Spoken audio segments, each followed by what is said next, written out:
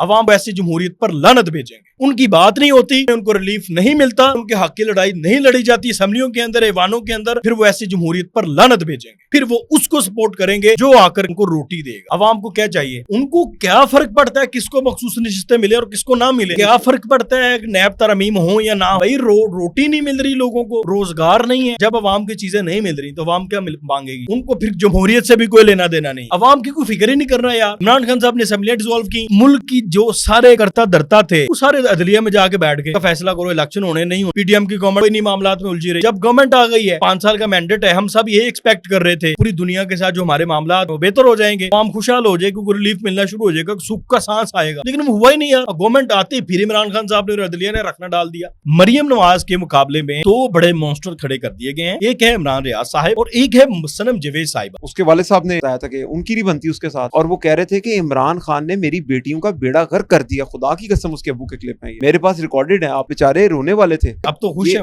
वो कहते खा गया मेरी बेटियों को। ना हो यार, दिल के अरमा आंसू में बह उसका कद बढ़ गया। दिल साहब ये आपको बात 6 फुट की हो गई है वो। मौका मिल गया ना पाकिस्तान तहरीक इंसाफ को सनम जवेद को नशिस्तों के जरिए मरियम नवाज के मुकाबले में उतारने का। सनम जवेद को पाकिस्तान तहरीक इंसाफ अपोजिशन लीडर के तौर पर पंजाब असेंबली में उतार दें। जेल में रह कर भी वो अपोजिशन लीडर नामजद हो सकती है। आपके जो स्पीकर हैं पंजाब असेंबली के, अपोजिशन लीडर के प्रोडक्शन ऑर्डर जारी करने पड़ेंगे। सनम जवेद को असेंबली में लाना पड़ेगा, असेंबली में खड़े होकर उसको प्रायोरिटी पर तकरीर के लिए माइक भी दिया जाएगा। फिर अवाम कहां पर गई? ये जो 16 करोड़ लोगों का जो ये सूबा है, ये लोग कहां पर जाएं? पर्सनल लड़ाई लड़ी जानी है असेंबली में जाके भी। बुशरा बीबी की बहन है मरियम रियाज भट्टू साहिबा, उन्होंने ट्वीट किया, कहा कि चूंकि सूस नशिस्तों का मामला है तो इसलिए अब केस डिस्कस होंगे। तैयबा ने कमेंट कर दिया कि जी बिल्कुल ऐसे ही है, जिसका तुम्हारी ऐसी की तैसी। तो आप लेकिन एक बात तो मैं आपको गारंटी से कहता हूँ, तो उसने माँ बहन की गालियां निकाली ना असेंबली में जाके, वो दुनिया विटनेस करेगी। सनम जवेद को आज रिहा किया, फिर पकड़ लिया, अंदर बार करी जा रहे हैं, क्या चक्कर है? अस्सलाम वालेकुम। आज हमारे साथ दोबारा से अली रज़ा शाफ साहब हैं, क्योंकि पाकिस्तानी सियासत इस टाइम पे एक अजीब सा मोड़ ले चुकी हुई है। हर दिन नई कहानी है। अली भाई से हम पूछेंगे, अली भाई आज क्या हुआ, क्या हाल है अली भाई? मैं बिल्कुल ठीक हूँ और बहुत कुछ हो रहा है। क्या पूछें आज क्या खास आज हुआ, मुझे बताएं। ये सनम जवेद को आज रिहा किया, फिर पकड़ लिया, अंदर बार करी जा रहे हैं, क्या चक्कर है? देखिए, सनम जवेद का जो मामला है ना, एक तो आपने देखा मखसूस नशिस्तों वाला जो मामला हुआ, उसके बाद सनम जवेद अहमियत अख्तियार कर चुकी थी, क्योंकि सनम जवेद टफ टाइम देती हैं अपनी तरफ से। किसको देती हैं? मरियम नवाज को देती हैं, मुस्लिम लीग नून को देती हैं। तो वो एक अहमियत अख्तियार कर चुकी थी कि इस मौके पर, चूंकि इमरान खान साहब ने भी पैगाम भेजा था सनम जवेद को, अब आप बताएं आपने कौमी असम्बली में जाना है या सूबाई असम्बली में जाना है? सॉरी काटूं, वो मिसाल सुनिए अपने ज़ात दी किरली शतीरा नु जफे। देखें, अब वो किरली रही नहीं है, आप जो कह रहे हैं, आप उसका कद बढ़ गया। दिल साहब, आप ये आपको बात 6 फुट की हो गई है वो। नहीं, अब बात आपको माननी पड़ेगी, उसका सियासी कद बढ़ा दिया, बना दिया बनाने वालों ने। अच्छा, देखिए, आप केस बनाते हैं, आपने जेल में डाला, आप कम से कम ट्रायल करें, सजा दें किसी को। जब आपने निकाला, फिर छोड़ दिया, फिर पकड़ लिया, वो फिर केस बनता है, अगले ही लम्हे, अगले 2-4 दिनों में वो केस में से डिस्चार्ज कर दिया जाता है। ऐसे सियासी कद बढ़ता है। पाकिस्तान की तारीख उठा के देख लें अदील साहब, आप, मैं भी तारीख का एक तालिब इल्म हूँ, पॉलिटिकल तारीख का तालिब इल्म हूँ, आप देख लें जिसके साथ भी ऐसा हुआ है उसका सियासी कद बढ़ा है, कम नहीं हुआ। तो वो जो अभी आपने बात की ना, अगर ये बात आप 1 साल पहले या 9 मई से पहले करते ना, तो मैं बात आपकी मान लेता, लेकिन अब उसका सियासी कद बना दिया गया है। अच्छा अली भाई, मैं आज बड़ा मुझे हैरानगी हुई कि मैंने, खैर मेकअप तो रोजाना होता है ना, लेकिन आज की प्रेजेंटेशन डिफरेंट थी कोर्ट की। मुझे तो सुबह यकीन था, क्योंकि थोड़ा बहुत तो हम भी तुक्के शुक्के लगा लेते हैं ना। आज सदीक जान वहाँ पर प्रॉपर टाइम दे रहा था, फिर इमरान रियाज का वकील, मुझे नाम नहीं उनका पता, वो साथ आज केस लड़ने के लिए गए हुए थे वहाँ पर। तो आज पूरा कुछ एक डिसाइडेड था। फिर पीटीआई का बड़ा डिजिटल चैनल उनके जितने भी हैं वो भी आज साथ थे। तो पूरी कैंपेन थी, मेरे ख्याल से जैसे पता था उनको कि ये होने वाला है।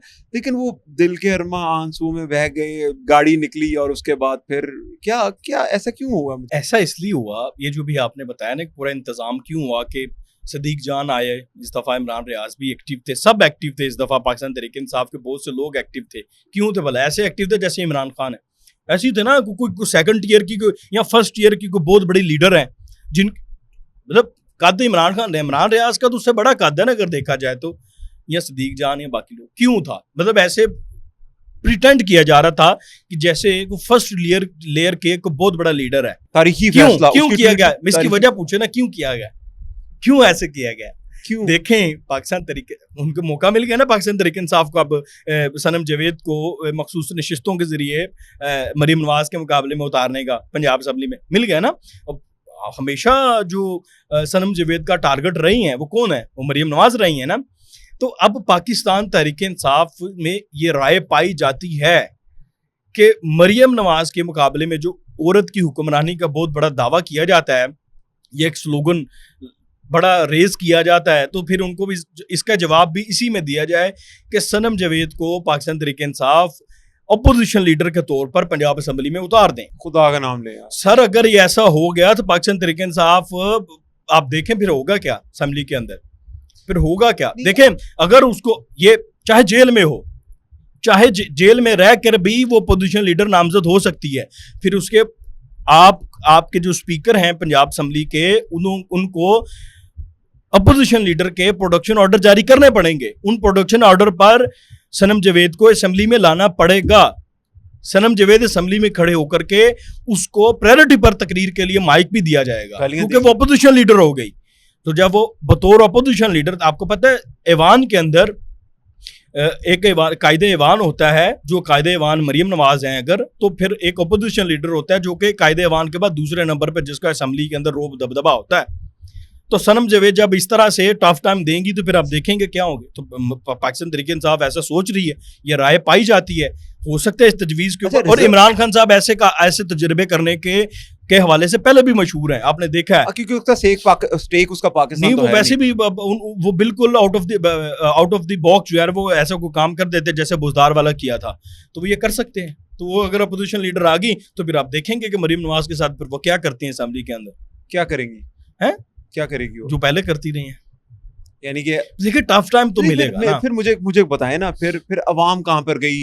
ये जो 16 करोड़ लोगों का जो ये सूबा है, ये लोग कहाँ पर जाएं? अगर एक पर्सनल लड़ाई लड़ी जानी है असेंबली में जाके भी, हम लोग कहाँ पर जाएंगे फिर? नहीं, आपकी लड़ाई कौन लड़ रहा है आज तक? जब से गवर्नमेंट बनी आपकी लड़ाई कौन लड़ रहा है? फौज। जब से नहीं, आपकी लड़ाई जब से गवर्नमेंट बनी है, इस गवर्नमेंट को उलझाया गया है। किस चीज में?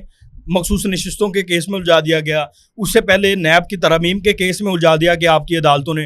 अब जो है वो सुना है कि इमरान खान साहब की जो पटिशन है इंतखाबात की तहकीकात के लिए, वो पटिशन जो है वो मुकर्रर होने जा रही है। अब आप इलेक्शन आपके मुतनाज़ा होने जा रहे हैं, या फिर आपको इस केस गवर्नमेंट को तो इसमें उलझा दिया जाएगा। तो गवर्नमेंट अवाम का कब सोचेगी? अवाम का कौन सोचता है? कभी नहीं कोई सोचता। इससे पहले 16 माह की गवर्नमेंट देख लो, उसमें भी यही झंझट थे। इससे पहले भी जितनी गवर्नमेंट थी उनमें भी यही झंझट थे। आप अपनी जुडिशियल एक्टिविज्म को देखें ना, वो क्या करते, इंतजामी अमूर में मुदाखलत। तो अवाम तो है ही नहीं, सिरे से नहीं है। ये सियासतदानों के अपनी आपस की जो लड़ाइयाँ हैं वो इन चपकलशों से, इन आपस के खिलाफ शारों से निकलते नहीं है। अवाम की लड़ाई किसने लड़नी? अलदील साहब, आप तो बड़े सादे पाए गए हैं इस। यानी कि अब हम सनम जावेद को तैयारी कर लें अपना, यानी कि वज़ीर आला पंजाब का इलेक्शन भी कंटेस्ट करेगी फिर आने वाले वक्तों में? वो सब कुछ करेगी सर। वज़ीर आला पंजाब का इलेक्शन की छोड़े, आप अभी का जो देखें, अभी में वो सब कुछ है, उसके लिए ग्राउंड बहुत साफ है। उसको उसका कद बढ़ा दिया गया है ना। कौन बढ़ा रहा है उसका है? कौन बढ़ा रहा है? जो लोग पीछे फैसला साज हैं। आप किसी एक केस में सजा दे देना, आप पूरा पाकिस्तान आपने घुमा दिया। हर केस में जज उसको डिस्चार्ज कर देते हैं। वो आज इमरान रियाज खान के वकील का खास तौर पे जाना वहां पर, फिर सदीक जान का वहां पर होना, तो कुछ डॉट्स कनेक्ट कर रहे थे। डॉट्स कनेक्ट आप ये भी तो देखे ना कि जब सनम जावेद को रिहा कर दिया गया, इससे पहले ऐसा कभी नहीं हुआ था कि सनम जावेद रिहाई के ऑर्डर होते थे और वो फौरन अपने वालिदैन के साथ, अपने वकला के साथ बैठ के एक आज़ादाना नकलो हरकत कर सकती थी। लेकिन जैसे आज उन्हें रिहा किया गया, वो इमरान जो अली शफाक एडवोकेट हैं, उनके साथ उनकी गाड़ी में बैठी हैं और चली गई हैं। उसके बाद जो हुआ वो बड़ा इंटरेस्टिंग है, आप उसकी तरफ नहीं आ रहे। क्या हुआ उसके बाद? उसके बाद जो बुशरा बीबी की बहन है मरियम रियाज भट्टू साहिबा, उन्होंने ट्वीट किया। उन्होंने कहा कि चूंकि मखसूस नशिस्तों का मामला है तो इसलिए अब केस डिस्कमिस होंगे। ये बड़ी बारीक बात की थी इन्होंने, और बारीकी से इन्होंने टारगेट किया था सनम जावेद को। उन्होंने ये बताने की कोशिश की सनम जावेद के साथ जो हो रहा है वो मिली भगत से हो रहा है, बेसिकली तो उसने ये कहने की कोशिश की, कॉन्स्पिरेसी क्रिएट करने की कोशिश की कि सनम जावेद के पीछे एस्टेब्लिशमेंट है।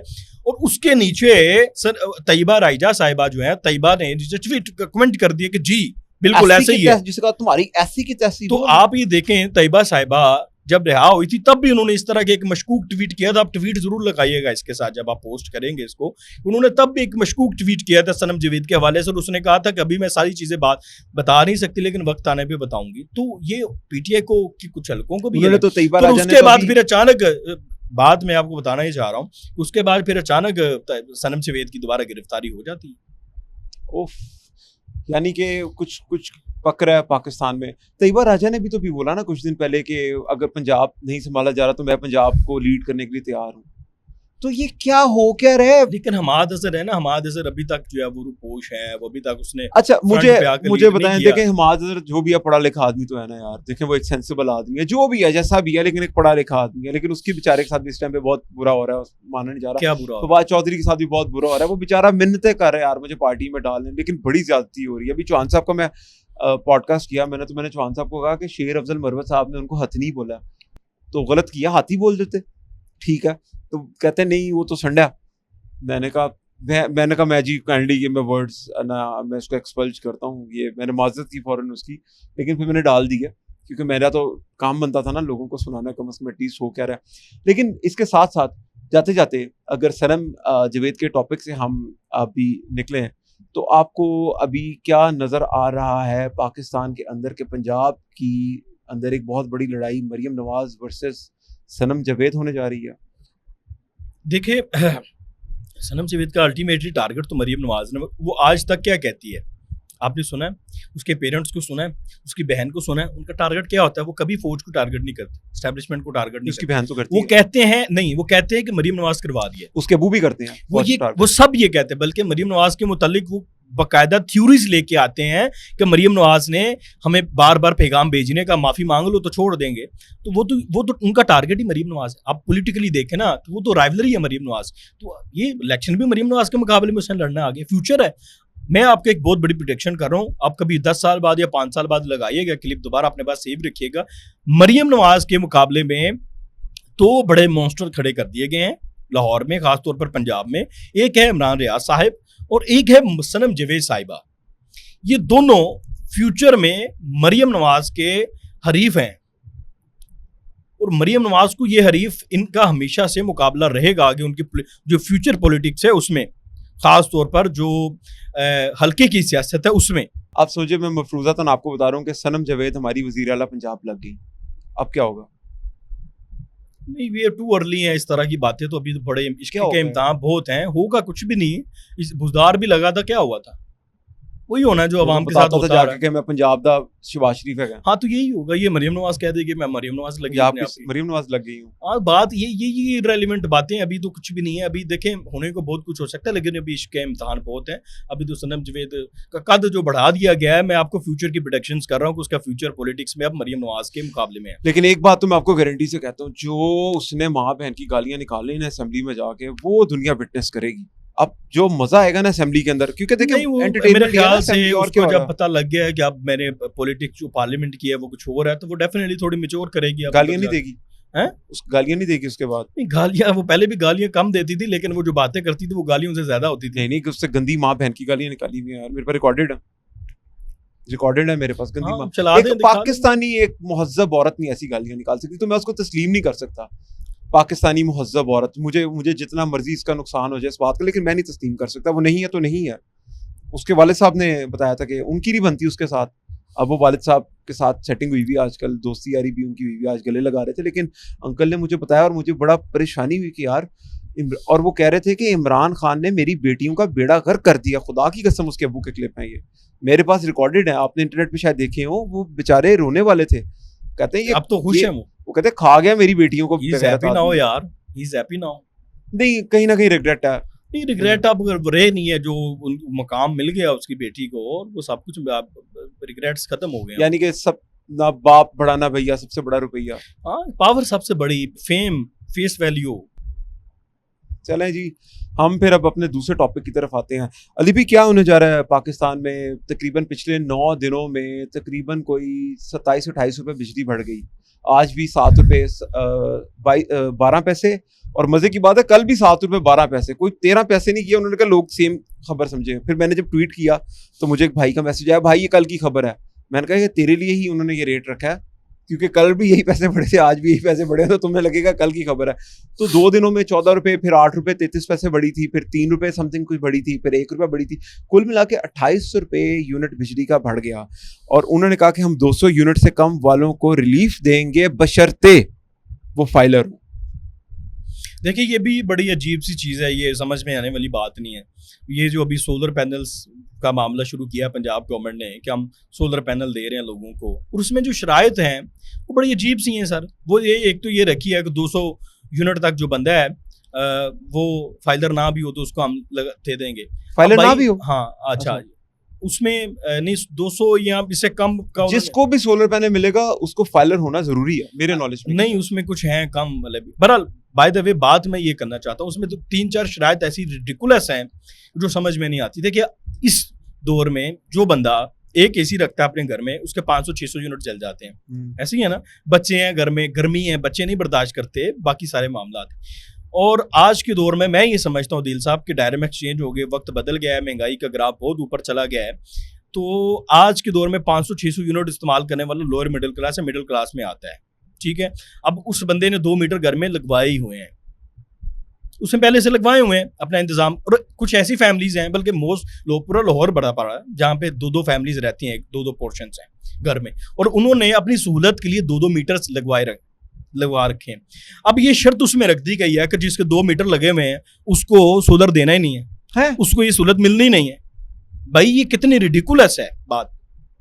पहले तो आप देखें तो सही भाई, अब बाहर निकले तो सही, अब ये देखें तो सही कि भाई वो जो बंदा 2 मीटर लगा के बैठा हुआ है उसमें 2-2 फैमिलीज रहती हैं, हर बंदे ने अपना अलग-अलग मीटर रखा हुआ है, किराए पे घर चढ़ाया हुआ है। दूसरी बात, तीसरी बात ये है भाईजान कि अगर 2 मीटर लगे भी हैं तब भी उसका 2 मीटर लगा के भी 30-35 हज़ार बिल आता है, ठीक है। तो 2 मीटर वो फैमिली वैसे भी लोअर मिडिल क्लास में फॉल करती हैं यार। कैथारसिस कर लूं, मिडिल क्लास जो होती है ना ये हमेशा मारी जाती है। 3 क्लासेस होती हैं, मैं आपको आज बोल्डली बताता हूँ। हम लोग ना कहते हैं ये 3 क्लासेस हैं, एक अपर क्लास, एक मिडिल क्लास, एक जो बहुत ही जिसको ऑप्रेस्ड क्लास कहते हैं। ऑप्रेस्ड क्लास जो होती है ना ये मांग लेती है, ठीक है। अमीर क्लास जो एलीट क्लास होती है वो छीन लेती है। सेंटर में सिर्फ मिडिल क्लास बचती है। इसमें अपर क्लास, लोअर मिडिल, अपर टीयर, सारे जितने भी मिडिल क्लास के अंदर आते हैं ना वो सारे ये इस क्लास के अंदर आते हैं। मर मरा के हमारे जैसा बंदा कोई सोलर लगवा लेता है घर में। जब हम सोलर लगवाते हैं तो हमें पता चलता है कि भाई आप नेट मीटरिंग नहीं करवा सकते, ग्रीन मीटरिंग आपको नहीं दी जाएगी। मैंने कहा क्यों यार नहीं दी जाएगी? उन्होंने कहा जी बस हमें गवर्नमेंट ने कहा हमने नहीं देनी। हालांकि वजीर आजम भी इस ब्लॉक में रहता है जिस ब्लॉक में मैं रहता हूँ, तो उनकी नाकरी चीज सोसाइटी ने बैन कर दी कि हम ग्रीन मीटर नहीं देंगे, जो उखाड़ना है उखाड़ लो। नंबर 1 चले जी ना दें, हम जैसे मर्जी रात को इसी नहीं चलाते, दिन के टाइम चला लेते हैं। मैं आपको जर्मनी की मिसाल दूंगा। जर्मनी में क्या होता है, जर्मनी में ना सूरज कम निकलता है। अब वो उनकी गवर्नमेंट क्या कहती है? उनकी गवर्नमेंट कहती है सब्सिडाइज रेट के ऊपर आपको देती है सोलर।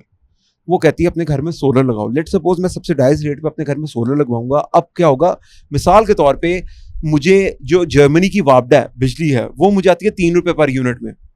अब वो जब मैं उनको क्लीन एनर्जी बना के दूंगा ना, सोलर से शमसी तमनाई से बनी हुई बिजली दूंगा, तो वो मेरे से पता कितने मिलेंगे? 6 रुपए में। वो आम कंज्यूमर से डबल रेट में बिजली लेंगे, और जो हमें बिजली वो दे रहे हैं, जो कह रहे हैं फ्यूल से बन रही है, जो कि अच्छी बिजली नहीं है उनके अकॉर्डिंग, वो हमें 3 रुपए की देंगे। तो वो इस तरह अपनी आवाम को सपोर्ट किया जाता है। यहाँ पर तो मुझे लगता है कि गरीबों को सफ़े हस्ती से मिटाने का पूरा प्रोग्राम कर लिया गया जी। ये जो निज़ाम है ना मुल्क का, ये सारा निज़ाम रिवैम्प होने वाला है। यहाँ पर निज़ाम ऐसा है कि गरीब तर होता चला जाता है भाईजान, अमीर तर होता चला जाता है। और ये सिर्फ पाकिस्तान में नहीं है, ये आपका जो पूरा खित्ता है ना एशिया में, इस सब में ऐसे ही है। अब इंडिया देख लें, एक अंबानी फैमिली है, वो कितनी अमीर है यार, पूरी दुनिया पॉकेट में डाल। 90 करोड़ लोग इंडिया में जो हैं वो 2 वक्त की रोटी नहीं उनके पास, अगर उनको गवर्नमेंट राशन ना दे तो। 8 करोड़ लोग चूहे खा के सोते हैं। तो कोई दुनिया में जहां भी है लगी तो गरीब की हुई है। नहीं, दुनिया में नहीं है। दुनिया के निज़ाम बहुत अच्छे भी हैं दिल साहब। आप यूरोप का निज़ाम देख लें, आप बाकी जो वेस्ट का निज़ाम है बहुत अच्छा है। वहाँ पर अगर कोई जॉबलेस है उसके वजीफे लगाती है गवर्नमेंट यार, उसको उनका निज़ाम इंश्योरेंस का, हेल्थ इंश्योरेंस का निज़ाम बहुत अच्छा है। यहाँ पर अगर एक बंदे का हॉस्पिटल से पाला पड़ जाए उसकी तो पूरी जिंदगी की जमा पूंजी लग जाती है गरीब आदमी के, मिडिल क्लास की। ठीक है, बात यह है कि हमारा ये सिस्टम पूरा रिवैम्प होने वाला है। और यहाँ पर देखें आप, अशराफिया को हाथ ही नहीं डालता, आपने टैक्स सारे गरीबों पे लगा दिए। अली भाई मैं आपको ना एक बात बताता हूँ, अभी मैं आपको ये अपने हेल्थ की बात की ना, तो मैं आपको हेल्थ से रिलेटेड एक छोटी सी बात बताता हूँ। मेरे भांजे की तबीयत ख़राब थी, तो वो हमारे घर था, हमें उसको हॉस्पिटल लेके जाना था। वो इस तरह हुआ कि उसको कोई बुखार शुखार था, तो रात के कोई 2 बजे थे, तो हमें ना शक पड़ा। हमने कहा चलो यार हमने इसकी एक थर्ड ओपिनियन भी ले लेते हैं या सेकंड ओपिनियन ले लेते हैं, तो व्हाई नॉट हम ना चिल्ड्रन हॉस्पिटल जाते हैं। हम लोग चिल्ड्रन हॉस्पिटल गए, मैं गाड़ी लगा रहा था गेट पे, तो उसने मुझे कहा कि सर अपना ID कार्ड दे दे। इस बात के गवाह मेरे माँ बाप हैं, मेरे अबू की तो डेथ होगी, मेरी मदर है। मैंने उसको अपना ID कार्ड दिया, मैंने कहा अब वापस करो। कहते नहीं सर आप अंदर जाएंगे आपको वापस मिल जाएगा। मैं अंदर के एक और गार्ड खड़ा था और मुझे उसने बहुत ग्रीट किया और उसने मुझे इमरजेंसी की तरफ टिल्ट कर दिया। मैं इमरजेंसी के ऊपर गया, तो हमने पहले देखना था अंदर माहौल कैसा है। मेरी बहन गई, उससे जाके देखा अंदर कि क्या सूरत हाल है, अगर कुछ वहाँ पर कोई जाने का अच्छा एनवायरनमेंट होगा तो हमने अंदर लेके जाना, बच्चे को अदरवाइज अंदर नहीं जाना क्योंकि 100 बीमारियाँ होती हैं। मीनवाइल मैंने वहाँ से गाड़ी मोड़ी और गाड़ी मोड़ के मैं जब दोबारा गार्ड के पास आया तो वो गार्ड मुझे कहता है जिसने मुझे टिल्ट किया था इमरजेंसी की तरफ कि सर 500 रुपीज़ दे दें और इधर पार्क कर लें। मैंने कहा यार 500 किस चीज़ के, रात 2 बजे हुए थे। कहते सर ये डॉक्टर की पार्किंग है ना, तो आप इधर पार्क कर लें, 500 रुपीज़ दे दें। मैंने कहा अच्छा मुझे ना पर्ची दे दो, क्योंकि मुझे एम्बेरसमेंट हुई, मेरी माँ बैठी हुई थी साथ। मैंने कहा यार ये तो गलत बात हो जाएगी। मैंने उसको ना दे देने थे 500 रुपया। मैंने कहा यार मुझे पर्ची दे, तो कहता सर पर्ची तो कोई नहीं है। ठीक है, खैर मैंने उससे कहा नहीं यार मैं तो नहीं दूंगा 500 आपको, अगर आप मुझे रसीद नहीं दोगे तो मैं बाहर हॉस्पिटल के गेट के बाहर गाड़ी खड़ी कर लेता हूँ। उसने मेरा कार्ड मुझे वापस किया, कहता और गुस्से से कहता सर प्लीज। अच्छा मैं आगे गया तो मुझे हॉस्पिटल के बाहर गाड़ी पार्क नहीं करने दे रहे थे, वो मुझे फोर्स कर रहे थे कि भाई अंदर आ, 500 रुपया दे और उधर वहां पर लगा। तो यार मुझे बताएं अगर एक गरीब बंदा चला जाए ऐसे हॉस्पिटल में, उसके साथ रात के टाइम उसको अपने मरीजों की पड़ी और उसके साथ ये हो रहा हो, तो यार कहाँ की एडमिनिस्ट्रेशन है यार। मुझे इतना गुस्सा चढ़ा यार उसके ऊपर। और मजे की बात है ये मैं वीडियोफाई कर चुका हूँ, फिर मैंने सोचा यार ये मैं डालूंगा ना, अभी भी आपसे बात कर दी ना तो मुझे तकलीफ हो रही है। तो मैंने कहा यार वेनेमस सोसाइटी होगी और लोगों के अंदर गुस्सा आएगा, इंतशार आएगा, तो मैंने उसको डाला नहीं, अपलोड नहीं किया उस क्लिप को। वरना मेरा दिल चाह रहा था मैं उनकी शक्लों के साथ उसको अपलोड करूं गार्डों की। तो अगर ऑब्वियसली ये कोई सुन रहा है आपके तवज्जुद से भी, अगर किसी के पास जाता है तो काइंडली एक्शन इस्तेसाल है ना। देखिए मैं इस्तेसाल पे एक बात करता हूँ, यहाँ पर यही तो मसला है कि जिसका, ये बड़ी पुरानी और बड़ी झटकी सी मिसाल दी जाती है कि जिसका जहाँ पर दाल लगता है वो लगाता है। अब वो जो सिक्योरिटी गार्ड है वो किससे बिलोंग, किस सोसाइटी से, किस कैटेगरी से बिलोंग करता है, क्लास से बिलोंग कर रहा है, किस कैटेगरी से बिलोंग, बिल्कुल ऑप्रेस्ड किस क्लास से, लोअर क्लास से, लोअर लूट रहा है। हाँ लूट रहा है ना, मांग उसका उस लूट रहा है, उसका जहां पर जितना दा लगा वो लगा रहा है। अब जो अशराफिया है बहुत ऊपर बैठा है, उसका भी जहां करोड़ों अरबों में दा लगेगा वो तो लगाएगा। तो खुद को भी तो सही करो ना भाई। अब हमेशा आवाज उठाते हो ये सही नहीं है, हुक्मरान ठीक नहीं है, खुद भी तो ठीक करो। खुद एहतसाबी किधर है यार? मैं देखे मेरे पास जस्टिफिकेशन है इस चीज की। अगर कोई बंदा खुदा ने बोला है खुदकुशी हराम है, तो अगर कोई रोटी चोरी कर लेता ना अपने बच्चों का पेट पालने के लिए तो ठीक है, जस्टिफाइड है वो। लेकिन अगर मेरे घर में 500 रोटियां हैं ऑलरेडी और उसके बाद मैं एक रोटी चोरी करता हूँ तो वो जस्टिफिकेशन नहीं है मेरे पास उसकी। हजरत उमर फारूक ने कहा था जरा फरात के किनारे कुत्ता मर जाए मैं उसका जिम्मेदार होऊंगा, मैं रियासत का हुक्मरान उसके लिए उसका जिम्मेदार होगा। तो ये जो ऑप्रेस्ड क्लास है ना, इसको ठीक करने की बात ना करें, एलीट कैप्चर को ठीक करने की बात करें, आप आईबीपीस की बात करें, आप ये पार्लियामेंटेरियंस की बात करें। अगर आप मुझे बताएं बिजली का यूनिट इतने महंगे हो गए तो व्हाई नॉट पार्लियामेंटेरियंस को बिजली का यूनिट देना पड़े। जो हमारे लिए कानून साजी कर रहा है उससे तो बिल पे ही नहीं करना, उसकी तरफ से 2000 रुपए का हो जाए, 4000 रुपए का यूनिट हो जाए, वो तो बिल पे ही नहीं कर रहा। खैर अली भाई ये तो एक हीटेड डिबेट हो जाएगी, मेरा अपना कैथारसिस है एज अ पब्लिक। नहीं, आपके कैथारसिस को मैं बिल्कुल इंडोर्स करता हूँ। उसकी वजह देखिए बात आप बिल्कुल ठीक कर रहे हैं। अब एक मैं अभी आपने जो बात की ना कि इन्होंने जेब से तो यूनिट्स देते हैं, इनको फ्री दिए जाते। एक 18वें ग्रेड का, 19वें ग्रेड का, 20वें ग्रेड का, 21वें ग्रेड का ऑफिसर है, ठीक है, 22वें ग्रेड का ऑफिसर है, सीनियर है, सीनियरिटी के बेस पे उसका हर दफा से बजट में उसकी तनख्वाह भी बढ़ती है ना। उसके बावजूद उसको गाड़ी भी मिलती है, उसको घर भी मिलता है, बाकी सारी चीज सारी उसको मिलती हैं। उसके बावजूद उसको बिजली की यूनिट फ्री दिया जाता है। क्यों? वो गरीब है, वो फकीर है। ओ यार खुदा का नाम लो यार, एक तो उसको इतनी ज्यादा सहूलतें आप दे रहे हो और मुल्क की खिदमत कर रहा है, लेकिन इसका मतलब नहीं है आप उसको तनख्वाह नहीं दे रहे, आप उसको 2-2 हज़ार यूनिट फ्री दे रहे हो यार। और ये अभी आप काउंट कर लें कितने हैं, ये फिगर आप देखिएगा, मैं आपको बताऊंगा, आपको निकाल के बताऊंगा आपकी कितना फिगर है जिनको फ्री यूनिट्स दिए जाते हैं। वापडा के मुलाजमीन उनको फ्री यूनिट्स दिए जाते हैं, क्यों भाई? एक तो उनकी लाखों में तनख्वाहें हैं, लाखों में वो सैलरीज ले रहे हैं, उसके अलावा उसकी सहूलतें अलहदा हैं, और फिर ऊपर से पता नहीं वो कितना माल बनाते हैं, फिर उनको बिजली की यूनिट भी फ्री देते हो, और वो जो उनको फ्री दिए जाते हैं वो कसर किससे पूरी की जाती है? आपके मेरे से। बिल्कुल बिल्कुल हमारे से। अली भाई अभी मखसूस नशिस्तों का एक केस आया, क्या कहेंगे उसके बारे में? देखिए मखसूस नशिस्तों का जो फैसला ना, बड़ा इंटरेस्टिंग फैसला दिया साहब, इसको आप तारीख के पैराहे में देखें। मैं ये समझता हूँ तारीख का तालिब इल्म होने के नाते ये वैसे ही फैसला जैसे जुल्फकार अली भुट्टो का फैसला था।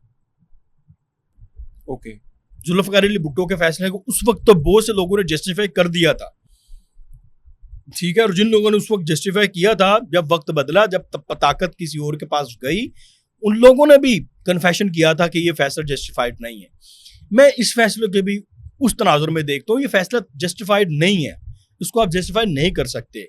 देखिए उसकी वजह है कि यार एक फरीक है जिसने मांगी नहीं है मखसूस नशिस्तें, चलो आप उसको दे दो, नजरिया जरूरत के तहत ही दे दो उसको, कि आप चाहते हो कि यार थोड़ा बहुत चलो आइन में, यहाँ पे आइन खामोश है तो चलो यहाँ पे आपने थोड़ी बहुत तशरीह कर दो, आप सुन्नी इत्तेहाद कौंसिल को दे दो। लेकिन वो जमात जिसने यार मांगी नहीं है, आप उसको वो नशिस्तें दे देंगे तो आप उसको जस्टिफाई कैसे करेंगे? एक तो ये बात है सर।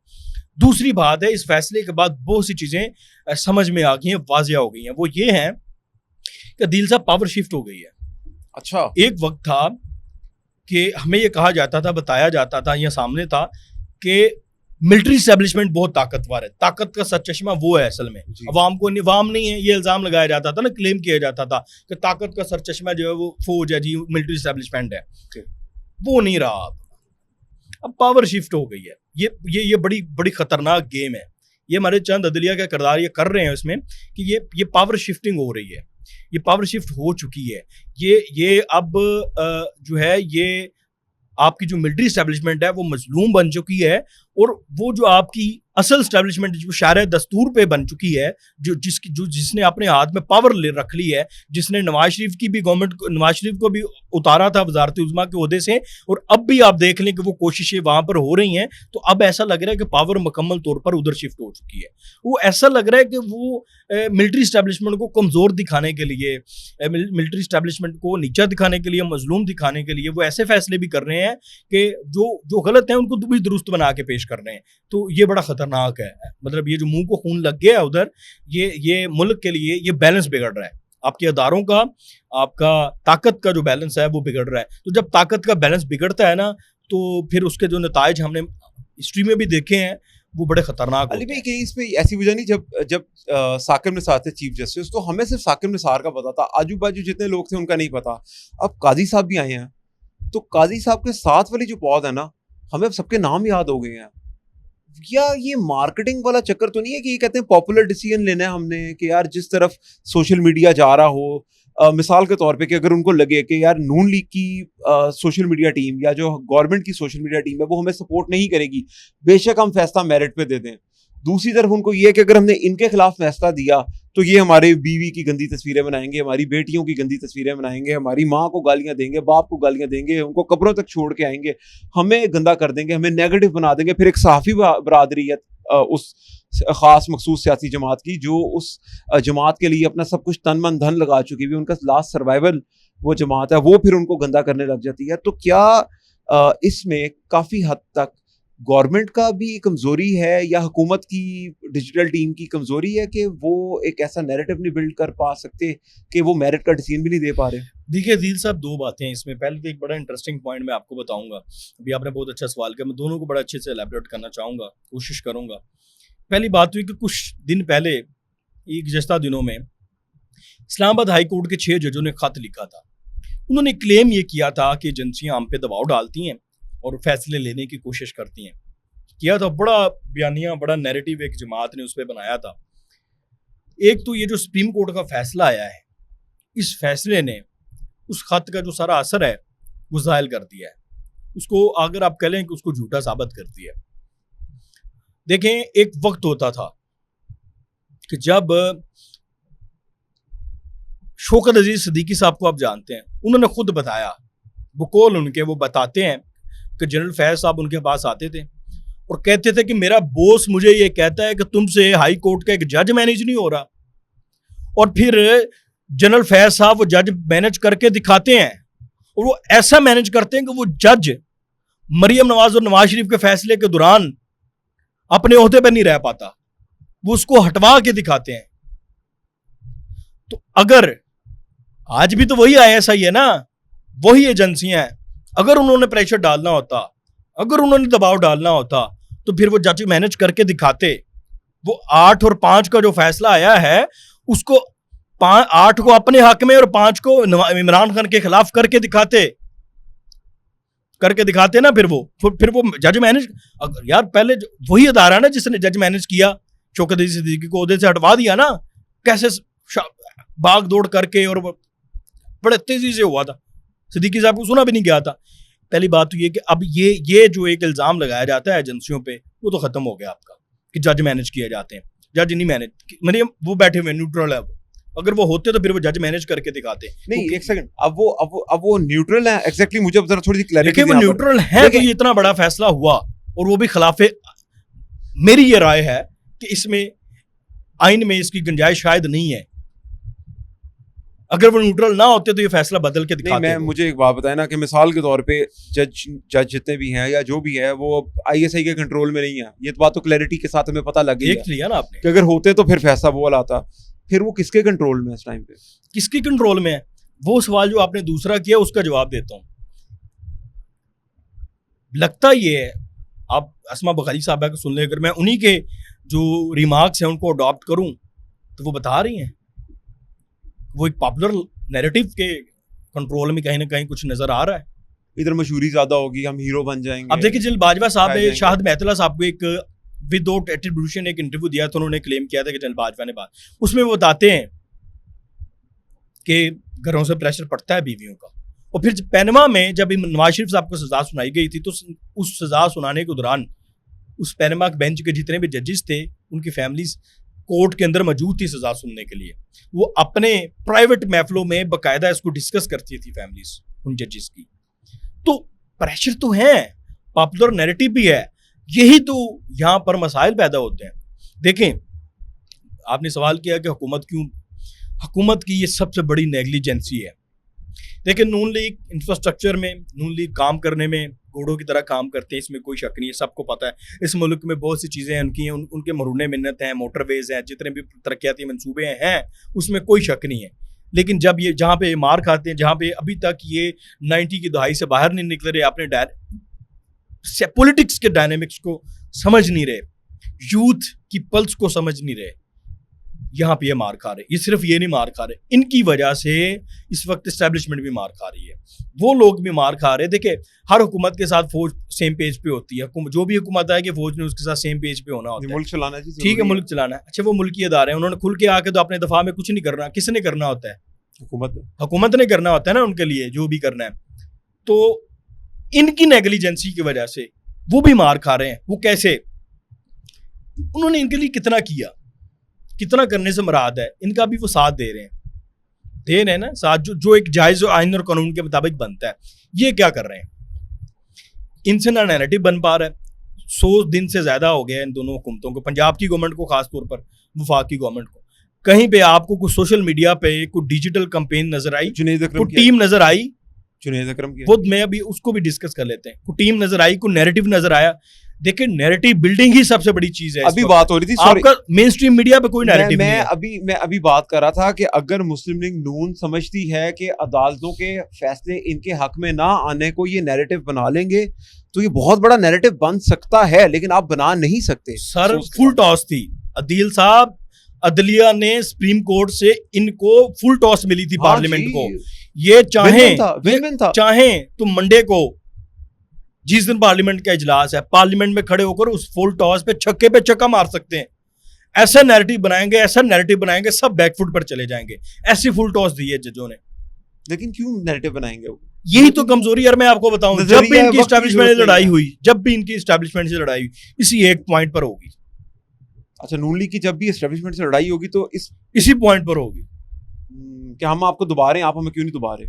नहीं, बात ये है कि यार उनके लिए किसने करना है? गवर्नमेंट का काम है। इस वक्त सोशल मीडिया पे आर्मी चीफ के खिलाफ कंपेन चल रही है, इतनी मलिशियस किस्म की कंपेन चल रही है के मेन अकाउंट्स कर रहे हैं जी। क्या उनको क्या कैसे कैसे यार आप मुझे एक बात बताएं, शहबाज गिल एक जज के डांस करते हुए की वीडियो निकाल के उसको एक जज के नाम के साथ जोड़ रहा है, वीडियो अपलोड कर रहा है। हमारी वजारतें हमें ट्वीट करके बता रही हैं, ओ भाई हमें क्यों बता रहे हो, हमें तो पता। हाँ। एक्शन लो, एक्शन अवाम ने कर लेना ना। मैं आपके ये हाथ जोड़ के कि अगर एक्शन हमें आप बता रहे हैं कि जी उन्होंने ये कर दिया, उन्होंने ये कर दिया, ओ भाई हमें क्यों बता रहे हो, हमें पता है। या तो हमें दो कंट्रोल, हम उसका जवाब दें, अदरवाइज कंट्रोल आपके हाथ में, आप हमें मत बताएं। हमें पता क्या हो रहा है इस मुल्क के अंदर। हमें पता शहबाज शरीफ ने इस टाइम के ऊपर शहबाज गिल ने इस टाइम के ऊपर जो वीडियो अपलोड किया है जज को, शहबाज गिल के ऊपर पूरा नैरेटिव बिल्ड किया जा सकता है, लेकिन आप एक वीडियो बना के बरीजुमा हो गया कि जी हमने अपना काम कर दिया। खैर अली भाई, मैं इसके साथ साथ ही एक सवाल मैं इसमें एक सवाल कपल करूंगा, बहुत जरूरी है। नवाज शरीफ साहब का क्या मुस्तकबिल है? नवाज शरीफ साहब जहाँ अपनी सियासत, शायद वो नजर आ रहा है कि वो डिसहार्ट हो चुके हैं, और नवाज शरीफ साहब अगर डिसहार्ट हो चुके हैं, वो सियासत छोड़ना चाहते हैं, वो रिटायरमेंट लेना चाहते हैं, तो ये तरीका नहीं है। उनकी सियासत का जो अरूज था ना, इस वक्त वो देखे पाकिस्तान की सियासत में सबसे वजादार और सबसे सीनियर सियासतदान है, उनके हाथ में बहुत कुछ है, वो और जरदारी साहब। नवाज शरीफ साहब का जो एक अरूज था, उन्होंने बहुत कुछ किया हुआ है, उनकी सीवी में बहुत कुछ है, एज ए एडमिनिस्ट्रेटर भी, एज ए पॉलिटिशियंस भी। उनकी सियासत अगर वो छोड़ना भी चाहते हैं, उनकी सियासत का जो इख्तिताम होना चाहिए ना दिल भाई, वो ये नहीं है जो वो कर रहे हैं, बहुत बुरा इख्तिताम कर रहे हैं अपनी सियासत का।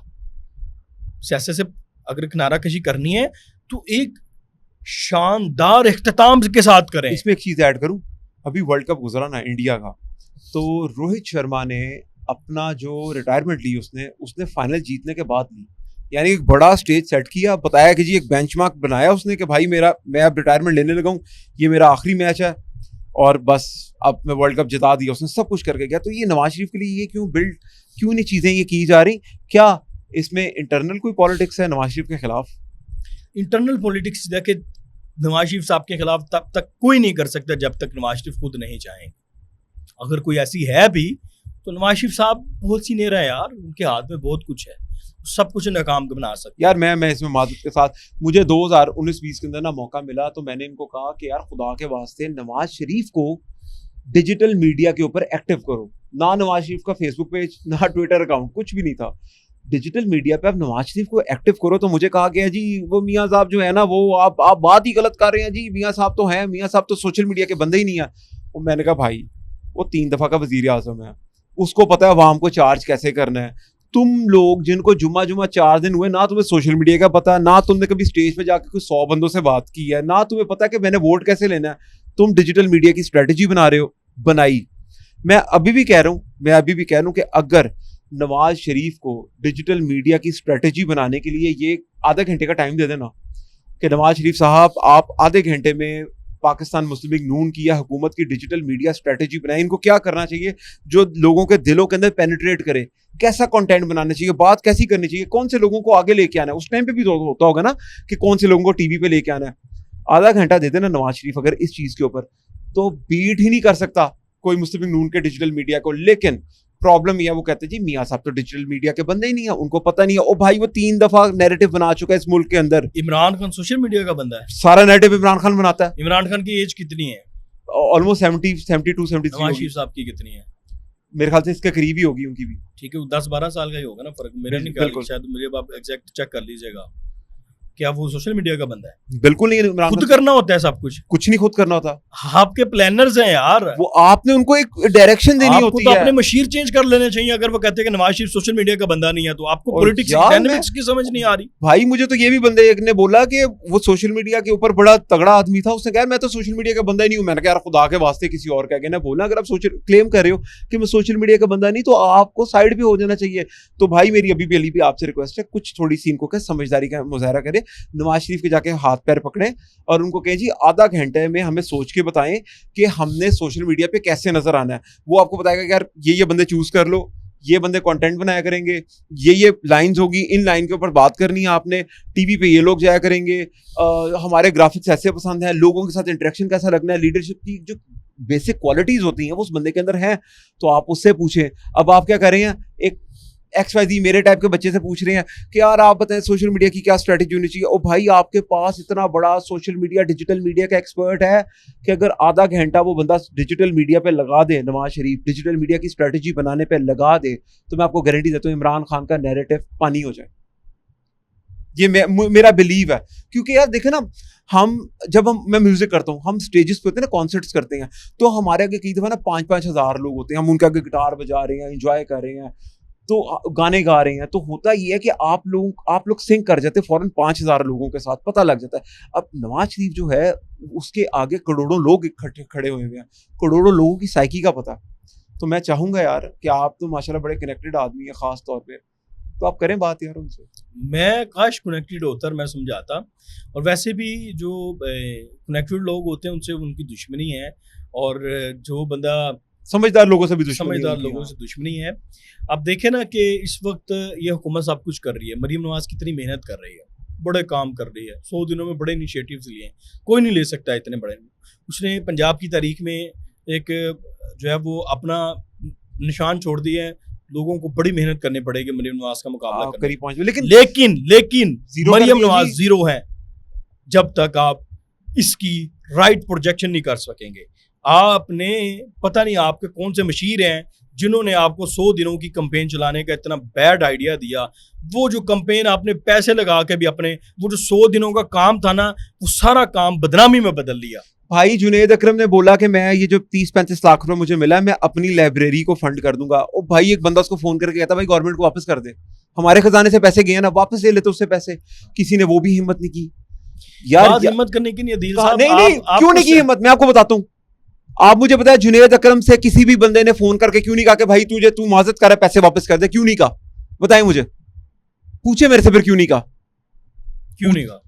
क्योंकि भाई एजेंसी कॉस्ट भी वापस होनी थी, उसके ऊपर जो कमीशन आई गई हुई थी उस पैसों के ऊपर, वो भी अपने पल्ले से निकाल के पूरे पैसे जमा कराने पड़ने थे कि अगर इतने जुनेद को दिए तो इतने पैसे इधर गए हैं, और वो पूरे पैसे इकट्ठे करके फिर गवर्नमेंट को जमा कराने पड़ने थे। तो किसी के दिल में इतना रहम नहीं आया कि जाके जुनेद अकरम को चले तुझे गवर्नमेंट के खिलाफ बात की है, तूने कहा नहीं तुझे पैसे चाहिए वापस कर हमारे पैसे, उस पर डेफेमेशन का केस करें।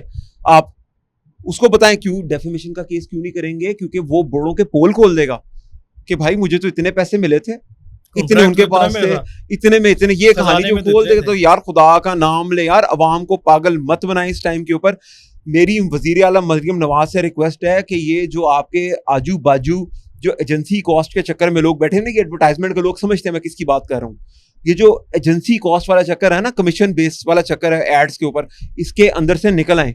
अगर आप अभी नहीं निकलेंगे तो ये लोग बोलते हैं निजी महफिलों में, फिर ये अवाम के सवाल बन जाएगा कि जब मुल्क डिफॉल्ट हो रहा था तो 10 अरब रुपए की मीडिया कैंपेन किसने की? यार खुदा का नाम ले यार, यहाँ पर हमसे बिजली के यूनिट्स नहीं पूरे हो रहे हैं, मेरी हुब्बुल वतनी बढ़ गई पांडे में। अली भी अभी आपने बोला कि ताकत का जो बैलेंस है वो बदल रहा है। एक टाइम पे कहा जाता था कि जी एस्टेब्लिशमेंट ताकतवर है, फिर आपने बताया कि अब वो ताकत शिफ्ट कर गई है एक खास हल्के में।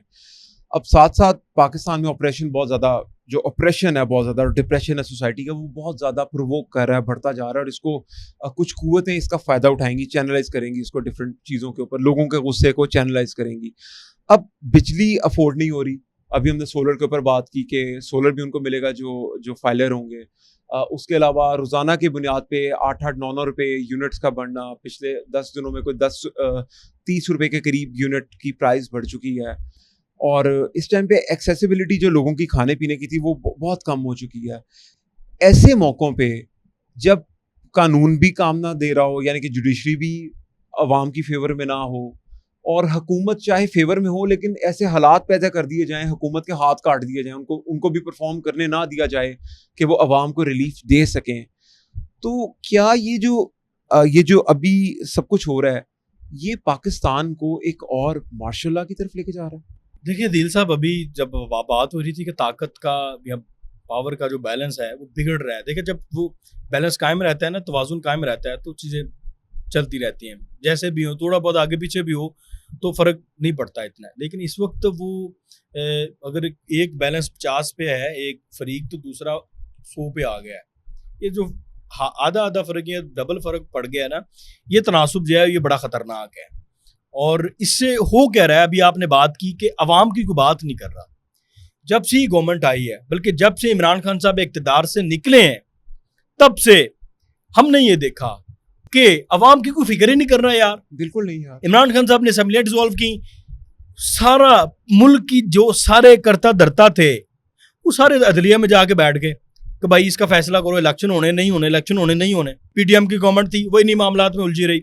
अब जब गवर्नमेंट आ गई है कि 5 साल का मैंडेट है, हम सब ये एक्सपेक्ट कर रहे थे कि क्लियर मैंडेट के साथ गवर्नमेंट आएगी और पूरी दुनिया के साथ जो हमारे मामलात हैं, माशी मामलात हैं, वो बेहतर हो जाएंगे, अवाम खुशहाल हो जाएगी, कोई रिलीफ मिलना शुरू हो जाएगा, सुख का सांस आएगा।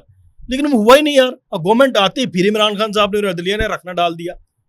कभी नैब के तरमीम का केस, कभी हल्का बंदियों का केस, कभी इलेक्शन मुतनाज़ा होने का केस लगने लग जा रहा है, अब मखसूस नशिस्तों का केस है।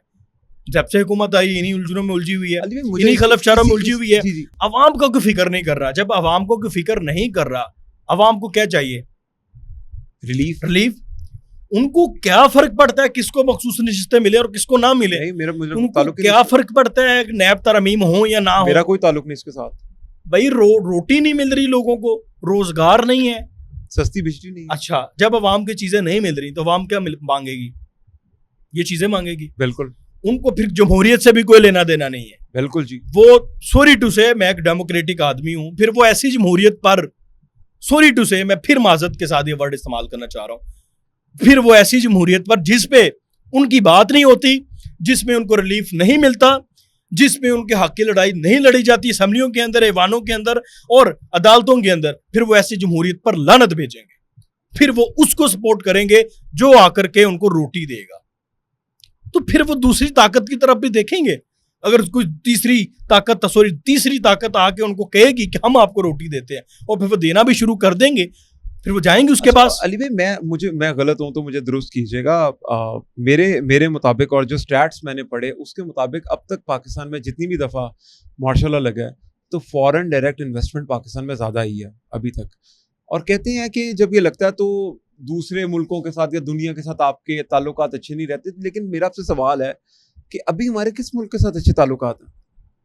देखिए दिल साहब, इस वक्त डायरेक्ट मार्शल लॉ लेकर आना थोड़ा मुश्किल है, उसमें मसाइल ज़्यादा हैं।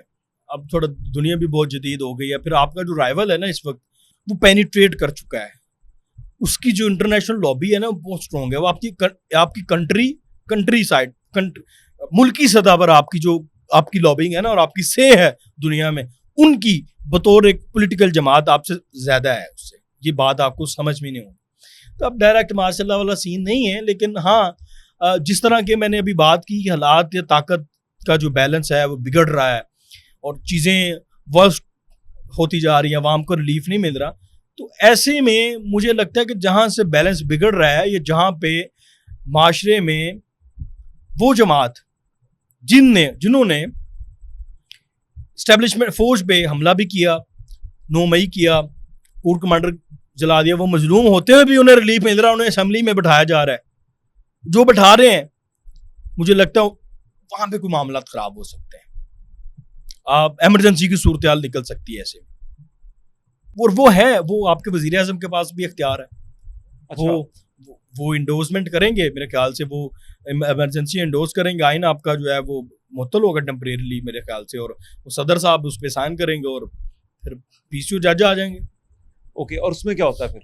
अब फिर यही होगा ना, फिर आपका आइन मुअत्तल, वो आइन जो इस वक्त ताकत का बैलेंस, जिस आइन को इस्तेमाल करते हुए इस वक्त ये एक क्लेम है सोसाइटी के अंदर, एक फ्री का तबका बहुत बड़ा कर रहा है कि उस आइन को गलत इस्तेमाल किया मखसूस नशिस्तों के मामले में भी, उसके अलावा भी जो मामला था, हर चीज़ में रिलीफ भी मिल रहा है जमात को। और वो यूजर फ्रेंडली आइन लगता भी नहीं है मुझे कि अवाम फ्रेंडली आइन तो नहीं है। देखिए मसला ये कि अवाम की बात नहीं हो रही ना, अवाम को फिर अवाम जब अगर इस तरह की होने के बाद अगर अवाम को रिलीफ मिलना शुरू हो गया, अवाम तो वो उस चीज़ को सपोर्ट करेगी। सच बताऊं, बड़ा दिल चाहता है। अब पहले हम बड़ी हुब्बुल वतनी की बातें शातें करते रहे बचपन में, अब एक खास उम्र के हिस्से के अंदर है कि जहाँ पर आपने ना कैरियर अपना सेट करना होता है।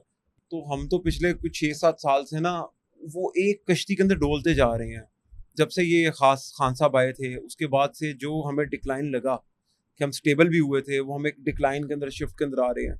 तो बहुत से लोगों का, मेरा भी पर्सनली थोड़ा बहुत तो इससे है ना यार कि अब हमें रिलीफ चाहिए यार अवाम को।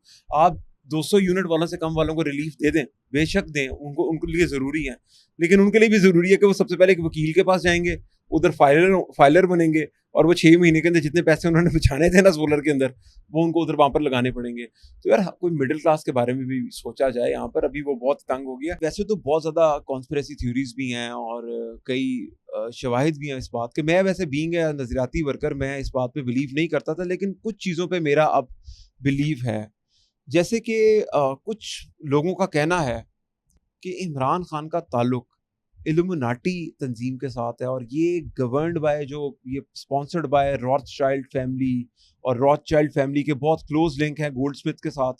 तभी भी आप देख लें कि जुमाइमा का जो रोल है पाकिस्तानी सियासत में वो बहुत ज़्यादा है अभी भी। तो आपको इस बात में कितनी हकीकत लगती है? देखिए, अगर मैं फैक्चुअली बात करूं तो इस हवाले से मौलाना फजल रहमान साहब जो हैं वो खुद अपने मुंह से कुछ बातें बता चुके हैं। फैक्चुअली उनको अप्रोच भी किया गया कुछ ताकतों की तरह से, इसी तरह के उन्होंने नाम नहीं बताया। डेफिनेटली एक सर्टन जिस चीज़ का इतना दबदबा, लोग बड़े बड़े लोग डरते भी हैं। उन्होंने बताया कि उन्हें अप्रोच किया गया था कि आप इसके साथ, इमरान खान के साथ चलें, वो बताते हैं। कब किया गया था? ये 2013 की बात है कि आप इमरान खान के साथ चलें। उन्होंने कहा मैं एनपी के साथ चल सकता हूँ, बाकी जमातों के साथ चल सकता हूँ, लेकिन मैं इनके साथ नहीं चल सकता, नज़रियाती इख्तिलाफ है।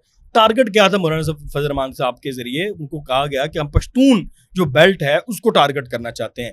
उसको टारगेट करने का मकसद ये था कि जो वहाँ पे जो हमारे पश्तून बेल्ट है उसमें मुसलमानियत का एलिमेंट थोड़ा एक्सट्रीम पे है, बहुत ज़्यादा है। प्रैक्टिकल वो मज़हब को फॉलो करते हैं, बहुत अच्छी बात है ये तो वो उनको पता था कि लुमनाती में जो प्रैक्टिकली चीज़ होती है, वो उसमें जो मुसलमानियत है, मज़हब का रुझान है, वो उनके चूंकि डेवलिश ख्यालात हैं, डेवलिश चीजें करनी पड़ती हैं, तो वो फिर जो जिसके मजहबी रुझान इतने ज्यादा हों, एक्सट्रीम पे हों, वो तो उस तरफ नहीं जाता। तो मौलाना साहब के जरिए उसको टारगेट करना चाहते थे, लेकिन मौलाना साहब ने इनकार कर दिया। सॉरी, मैं आपसे पूछ रहा हूँ कि मौलाना साहब को कहा गया कि खान साहब को आप सपोर्ट करें, और टारगेट ये था कि खान साहब जो केपीके की साइड है, पश्तून साइड है, वहां पर उनको प्रमोट करेंगे, वहां उनको रिलीजन से दूर लेके जाएंगे। हम इसी तरह की चीजें थी न्यूट्रलाइज करनी। 2013 में उनको मिले। देखिए, दूसरी बात, अगर इस पे मैं अगर अपनी अकल के मुताबिक थोड़ा सा देखूं, पाकिस्तान की तारीख में अदील साहब आज तक भुट्टो को फांसी दे दी गई, बड़ा जुल्म सितम हुआ भुट्टो के साथ, भुट्टो की फैमिली के साथ भी हुआ। नवाज शरीफ को कितनी दफा इख्तिदार से निकाला गया, हथकड़ियां लगा के जहाज में बांधा गया, अटक किले में बंद कर दिया गया, जलावतन कर दिया गया, हाई ट्रिजन केस बनाए गए, सब कुछ किया गया। इसके अलावा भी यहाँ पे बहुत से लोगों के साथ ऐसा हुआ। आज तक मैंने नहीं देखा कि अमेरिकी कांग्रेस इस तरह से किसी के साथ ऐसे खड़ी हो। अमेरिकी कांग्रेस के वो लोग जो यहूदी लॉबी के साथ ऑन बोर्ड हैं, आपको पता है, वो सारे जिन लोगों ने वो जो कांग्रेस के सेनेट के अंदर वोटिंग की, इसके लिए वोटिंग की है, वो सारे कनेक्टेड हैं। वो सारे, हम उनका नाम ही ले सकते हैं ऑनलाइन अभी, वो सारे चाहते हैं जो मुसलमानों को उड़ाना। फलस्तीन में मुसलमानों के खिलाफ बाकायदा वो स्लोक कैंपेन का हिस्सा है, यहूदी इसराइल के साथ है। वो उन्होंने इमरान खान के लिए कांग्रेस में, फिर अक़वाम मुत्तहिदा की वर्किंग कमेटी में, आज तक नवाज शरीफ के लिए तो ऐसी करारदाद नहीं मंजूर हुई। वर्किंग कमेटी में कोई केस नहीं गया, ऐसा मामला नहीं उठाया गया। भुट्टो के लिए तो ऐसा कुछ नहीं हुआ, इमरान खान के लिए ही क्यों हुआ? तो आपको पता है ना कि ये जो कुव्वतें हैं, ये इंटरनेशनल एस्टेब्लिशमेंट से ऊपर है। एक चीज एडिशन करता हूँ। मैंने खुर्शीद शाह साहब का एक इंटरव्यू देखा जिसमें वो बता रहे थे कि जुल्फ़िकार अली भुट्टो को बुश सीनियर मिले, और ये 80s की बात है, और वहाँ पर उनको कहा कि उनको खास कहा गया कि ये हमारा बच्चा, इसका ख्याल रखना है। इमरान खान के बारे में बात की गई। उसके बाद वो बताते हैं कि जो बुश जूनियर था वो मोहतरमा बेनज़ीर भुट्टो साहिबा को मिला, और उसने फिर कहा कि इमरान खान हमारा खास बंदा है, इसका ख्याल रखना है। अब मौलाना की बात को अगर लेके हम आगे चलें कि मौलाना ने कहा कि फहाशी फैलानी, तो फिर ये 2018 के बाद, और वो 14-15 में जब उनको मिले खास टारगेट दे के लोगों को बेशर्मी की तरफ लेके आना, तो 14-15 में खास कल्चर पाकिस्तान में आया धरने का। 90 दिन का जो धरना हुआ पाकिस्तान के अंदर, और वो धरने का सबसे बड़ा एलिमेंट क्या था अली भाई, आपको क्या लगता? देखिए, आपने यूथ को मोटिवेट किया, कैसे किया? नहीं, वहां पर म्यूजिक एक्टिविटी होती थी, वहां पर नाच गाना होता था रेगुलर बेसिस के ऊपर। हाँ हाँ, ये सारी फिर चीजें। इमरान खान के जलसों को इस तरीके से ग्लैमराइज किया गया कि वहां पर सिर्फ आपको डांस मिलेगा, वहां पर आप एंजॉय कर सकेंगे। आपने ये चीजें कोई विटनेस की हैं? ऐसे ही है आप नहीं, असल चीज ये सारी चीजें तो यूथ को तो आपने मोटिवेट कर लिया ना, ये बहुत अच्छी स्ट्रेटेजी। और ये स्ट्रेटेजीज कहाँ से आई? इमरान खान की दिमाग की इख्तरा तो नहीं है, ये बाकायदा स्ट्रेटेजीज इंटरनेशनल लॉबीज बना के देती हैं। उन लोगों का दिमाग बहुत काम करता है। आप देखिए एक मजहबी टच है। अभी एक छोटी सी बात आपको बताता हूँ, बिल्ली का टच आ गया। देखिए ये बड़ी बारीक बात है। इमरान खान साहब ने जेल में ये बात कर दी, उनको पता था इस बात पे, इस बात का असर क्या होना है। इमरान खान साहब ने परसों जेल में ये बात कर दी कि मेरे साथ जेल में सेल के अंदर एक बिल्ली मानूस हो गई थी मेरे साथ। मानूस से मुराद है मेरे साथ अटैच हो गई, और मेरे साथ चूंकि अटैच हो गई थी तो पुलिस वालों ने जो जेल की इंतजामिया है उन्होंने उसको मुझसे अलहदा कर दिया। अब वो ऐसी खान को मेरे लिए तो एक नॉर्मल बात है, ठीक है, खत्म हो गई। उसके बाद आपने कंपेन देखी सोशल मीडिया पे कैसी चलाई उसकी पार्टी ने, उस बिल्ली की एआई इमेजेस बना के उस कंपेन को इतना बड़ा कर दिया कि हर बंदा बिल्ली के साथ अपनी सेल्फी लगा रहा है और बता रहा है कि इमरान खान के उस कंपेन को कितना, ये बिल्ली टच देखा आपने? लेकिन आपने देखा जब वो शी डॉग वाला टच हारजा ने जब अपनी बुक में लिखा, उन्होंने बुक में लिखा कि खान साहब के ताल्लुकात थे एक शी डॉग के साथ। मैंने नहीं कहा, ये हाजरा ने अपनी किताब में ये बात मेंशन की। उसमें क्यों कैंपेन क्यों नहीं हुई? ये पता नहीं, वो किताब अब मैं पढ़ूंगा ना, मुझे मिलेगी तब मैं इसको इंडोर्स, है ना, लेकिन रेफरेंस है, उन्होंने अपनी किताब में अगर लिखा है, आपने पढ़ा है, तो उस पे केस किया जा सकता है अगर ऐसा है तो। उसमें तो इस तरह के खान साहब के किस्से हैं, लेकिन क्या वजह है, क्या ब्रांड बिल्डिंग है इमरान खान की कि इस टाइम के ऊपर अगर ट्रंप के साथ कल एक वाकया हुआ है तो इमरान खान को उसके साथ जुड़ना शुरू कर दिया है। ये आप मुझे वैसे एक बात बताएं, क्या कभी ऐसे लोग जो मुसलमानों के हक में अच्छे नहीं, वो कभी चाहेंगे पाकिस्तान मुस्तहकम हो? यस और नो में बताएं। नहीं, कभी भी नहीं है ऐसा। तो वो फिर इमरान खान को मुस्तहकम करना क्यों चाहते हैं? आप समझ जाए ना, फिर यही तो बारीक बात है। मुझे भी इस बात पे बिलीव हो रहा है। फिर डॉक्टर इसरार, यार 1997 में वो क्या बात करते थे कि इसको लॉन्च कर दिया गया है गोल्डस्मिथ फैमिली की तरफ से। सर आप डॉक्टर इसरार हकीम सईद को सुने, हकीम सईद साहब की चीजें पढ़ें। आप ईदी साहब को जो अप्रोच इमरान खान साहब ने उस वक्त किया था और पूरा प्लान बता दिया था, और फिर ईदी साहब ने उसको पूरे को एक्सपोज कर दिया था, तो चीजें तो फैक्चुअल, ये तो फैक्ट्स हैं। और ये अनफॉर्चुनेटली असल में ये उस वक्त से चीजें ग्राउंड पे हैं और रिकॉर्ड पे हैं और सबके सामने हो रही हैं। लेकिन मसला ये है कि हमारी रियासत को उस वक्त से लेके अब तक जो हमारे करता धरता जो पीछे बैठे हैं उनको पता ही हो रहा है और वो कुछ कर नहीं पाए, और अब वो इतना बड़ा मॉन्स्टर बन गई एक चीज, अब उसको आप पकड़ नहीं सकते, अब उसको आप नहीं पकड़ सकते, यू कांट। और ट्रंप की अभी आपने बात की ना जनाब, तो सर ट्रंप को बकायदा पीटीआई सपोर्ट कर रही है जी, बहुत ज्यादा। स्क्रिप्ट एक ही है। हमाद अजहर, मैं बताता हूँ मैंने क्या देखा, अभी मैंने नोटिस किया, हमाद अजहर ट्रंप के अकाउंट को और इमरान खान के अकाउंट को आपस में अटैच कर रहा है। मुझे जाते जाते एक बात का जवाब दें, गुलामी नामंजूर, अमरीकी गुलामी नामंजूर, ये नारा आपने भी नहीं दिया, मैंने भी नहीं दिया, ये नारा किसने दिया था? इमरान खान। अब जब अमेरिकी गुलामी नामंजूर, तो ये किस तरीके से अमेरिका से मदद मांग रहे हैं और लोग बिलीव कर रहे हैं उसके ऊपर। ये दज्जाल का सहर तो नहीं है? देखें, रजी दादा साहब ने ना परसों एक बड़ी खूबसूरत बात की। रजी दादा ने कहा कि साइफर जब आया था तब इग्नोर कर दिया गया था, साइड पे रख दिया गया था। शामिद कुरैशी इमरान खान के पास लेके गए कि इसमें को पढ़े तो सही, इसमें कुछ चीज है, उसको इग्नोर कर दिया गया था। फिर अमेरिका से फिर पैगाम आया कि भाई उसको चेक करो, हमने मदद भेजी है, फिर उस पर बयानिया बनाया गया। तो अगर मैं रजी दादा की उस बात को पे उस थ्योरी पे चलूं जो कि किसी हद तक दुरुस्त भी लगती है, फिर उसका मतलब है कि वो जो साइफर था वो तो इमरान की मदद के लिए आया था, और उस साइफर पे पूरा बयानिया बना, और उस साइफर के जो बयानिया बना उसको टाइम आने पे कैसे स्विच किया गया, सारा जनरल बाजवा पे डाल दिया गया। इमरान खान ने कहा किसी ने कुछ नहीं किया, अमरीकियों ने नहीं किया, ये सिर्फ जनरल बाजवा ने किया, फिर उसको स्विच भी कर दिया, और उसके फॉलोअर्स ने ऐसा हिप्नोटाइज किया कि उन्होंने मान भी लिया, हाँ बिल्कुल ठीक है, अमेरिका ने कुछ नहीं किया था। और अब आप देखें, अभी मैं बात बताने लगा था आपको कि ट्रंप का इलेक्शन बाकायदा ये लड़ रहे हैं वहां पर जो इन्होंने लॉबीज हायर किए हैं वो ट्रंप के लिए काम कर रहे हैं। उधर जो जितना भी पूरी पीटीआई का वोटर है जो ओवरसीज में अमेरिका में, वो सारा मोटिवेट कर रहे हैं कि आपने ट्रंप को वोट देना है और उसके बदले में क्या लेना है? इमरान खान। उसके बदले में आप देखिएगा। अच्छा, जाते जाते हम एक ओपन एंडेड क्वेश्चन छोड़ते हैं, वो ये है कि अगर ट्रंप आएगा और ट्रंप आके अपनी पावर का यूज़ करके इमरान खान को जेल से निकलवाएगा, तो आपको लगता है कि उसके बाद ट्रंप इमरान खान को यूज़ करेगा कि नहीं करेगा? अगर तो इमरान खान को यूज़ नहीं करेगा ना, छुड़वा के कहेगा जी बहुत अच्छा, अब मेरे साथ बैलेंस होकर बात कर, मेरे लेवल पे आके बात कर, क्या अगर ट्रंप इमरान खान को जेल से बाहर निकलवा दे तो आपको भी लगता है कि इमरान खान उसकी आंखों में आंखें डाल के बात कर सकेगा कि आप पाकिस्तान को बेच देगा सिर्फ इस चक्कर में कि इसने मुझे जेल से बाहर निकलवाया था? देखें, ट्रंप आएगा और इमरान खान बाहर आ जाएगा, ये इस वक्त जो सख्तियां हैं और ये मज़ीद बढ़ेंगी भी पाकिस्तान पे माशी लिहाज से, लेकिन मुझे लगता नहीं है, क्योंकि इमरान खान ने जो 9 मई वाला मामला किया है ना, वो पाकिस्तान का 9/11 है। पाकिस्तान के जो इस वक्त करता धरता है उनके पास बड़ी अच्छी ग्राउंड है। अभी हमारे कोई इतने स्टेक हैं भी नहीं अमेरिका के साथ सिवाय IMF के, ठीक है, कि हम जो है वो बहुत ज़्यादा, ना मेरे को आप फौजी इमदाद आती है ना कोई बाकी कोई एड शेड आती है कि हम जो है वो बहुत ज़्यादा लेट जाएंगे।